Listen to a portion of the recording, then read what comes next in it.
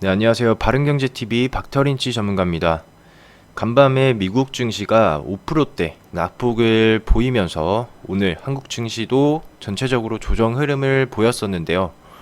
특히나 이 아시아 증시에서 대만 증시의 낙폭이 상대적으로 조금 두드러졌습니다. 오늘 이 하락하는 시장 속에서도 종목들은 이제 차별적인 상승폭을 보였었는데 전체적으로 어떠한 이슈가 있었는지 한번 살펴보도록 하겠습니다. 일단 첫 번째로 미국 연준 금리 0.5포인트 인상 두세 번 더 추가적으로 인상할 수 있다.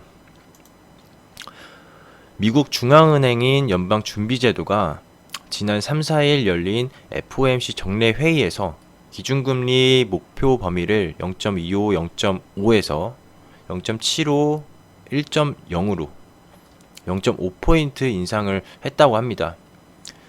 이것은 이제 2000년 5월 그때 FOMC 회의 이후에 약 22년 만인 수준인데 그만큼 미국 내 기준금리 인상 필요성이 크다는 의미로 해석을 할 수가 있을 것 같습니다.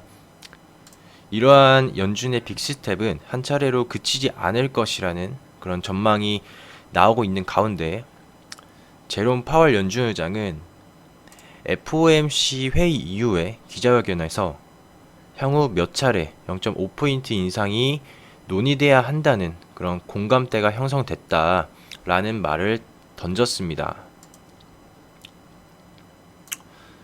이에 따라서 이제 한국과 미국의 기준금리 격차가 기존의 1에서 1.25포인트에서 0.5, 0.75포인트로 많이 축소가 된 상황입니다. 한국 기준금리가 그대로라고 만약에 가정을 한다면 향후 몇 개월 새에 미국이 두세 차례 빅스텝을 더 밟게 되면 두 국가 간의 금리율은 역전 현상이 나타나겠죠.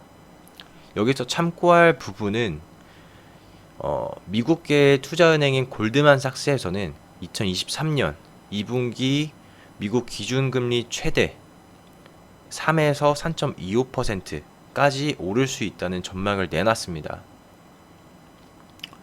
미국 기준금리가 상승함에 따라서 우리나라 또한 최근 급등한 물가를 잡기 위해서 기준금리 추가 인상 필요성이 계속 제기되고 있는데요. 지난달에 소비자 물가지수는 전년 동기 대비 4.8% 상승을 했습니다. 앞으로 물가가 더 오를 수 있다는 우려도 강한 상황이고 여기 보시면은 기대 인플레이션 또한 3.1%를 기록을 했다고 합니다.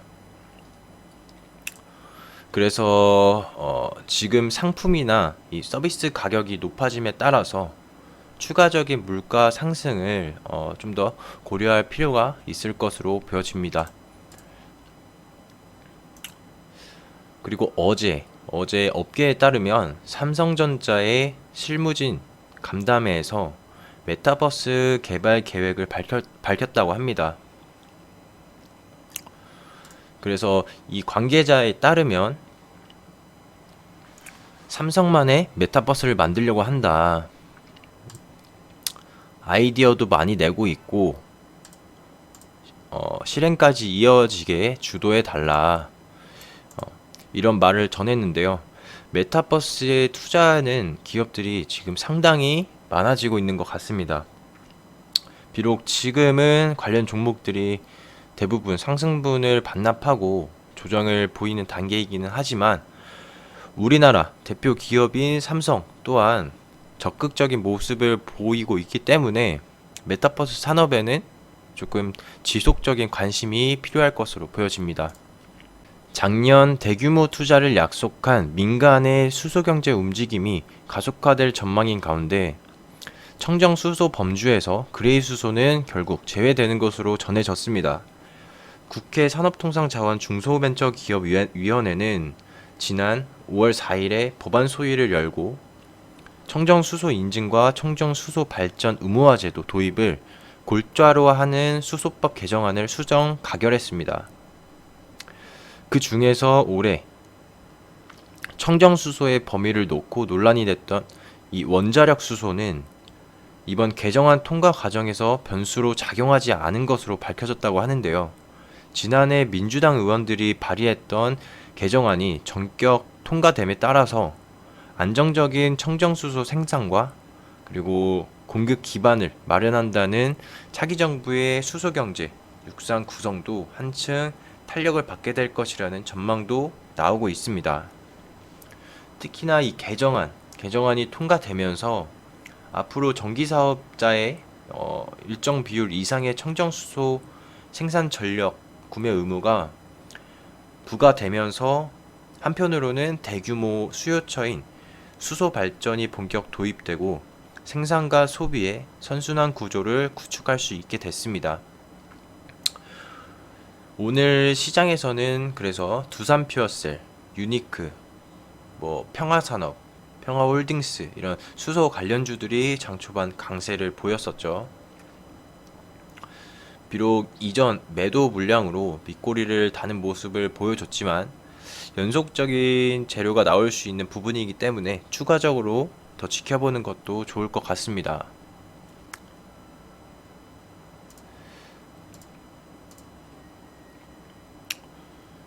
그리고 러시아가 한국을 포함해서 비우호 국가를 대상으로 러시아산 원자재 수출을 금지한다고 발표하면서 국내 발전 공기업의 불안감이 또다시 커지고 있는 것으로 보여집니다.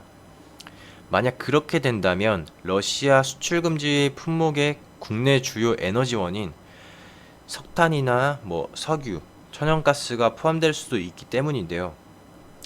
대체 수입처를 아예 확보하지 못하는 건 아닌데 조달 비용이 증가할 수 있기 때문에 발전 공기업들에게는 부담이 될 수밖에 없는 부분입니다. 그래서 결과적으로는 한전의 재무 악화로 이어지면서 전기요금 인상 압박도 거세질 수 있다는 분석도 나오고 있습니다. 푸틴 러시아 대통령은 러시아산 제품, 원자재 수출을 금지하는 내용의 특별 경제조치 적용에 관한 그 문서에 대통령령으로 서명을 한 상태입니다. 우리 정부는 현지 네트워크를 활용해서 사태 파악에 나서긴 했는데 추가적으로 에너지 부문 수출 금지가 구체화될지 세부 발표 내용을 예의주시하고 있다고 합니다. 러시아 우크라이나 전쟁과 더불어서 금리 인상 그리고 코로나로 인한 중국의 봉쇄 조치, 특히나 어제는 중국 감염 지역이 17개국 중에 15개국까지 늘면서 방역이 더 강화되고 있는 추세입니다. 새로운 악재가 나오기보다는 기존 악재에서 계속 변동성을 보이고 있는 시장인데요. 이 부분들은 결국에 시간이 해결해 줄 수 있는 부분이라고 생각을 합니다. 그래서 지금은 올라가는 종목들을 무조건 쫓아가는 그런 매매보다는 지지선 안에서 적절하게 대응하는 게 가장 유리해 보이고요.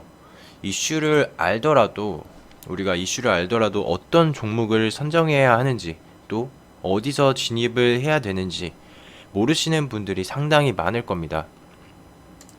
그래서 그런 분들은 저희가 무료 추천 종목을 드리거나 관리해 드리고 있으니까 박터린치라고 아래 하단 번호로 남겨주시기를 바라겠습니다.